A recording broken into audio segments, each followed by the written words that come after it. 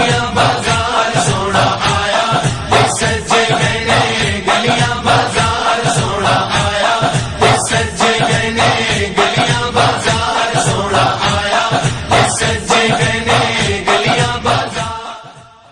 सक्खर में भी जश्न ईद मिलादुन नबी मजहबी जोश व जज्बे और अकीदो एहतराम से मनाया गया। सक्खर सिंध के तीसरे बड़े शहर की फ़ज़ाएं दुरूद सलाम और सरकार की आमद मरहबा के नारों से गूंज उठी।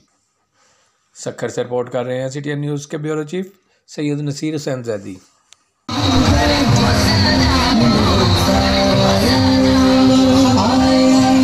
मेरे सर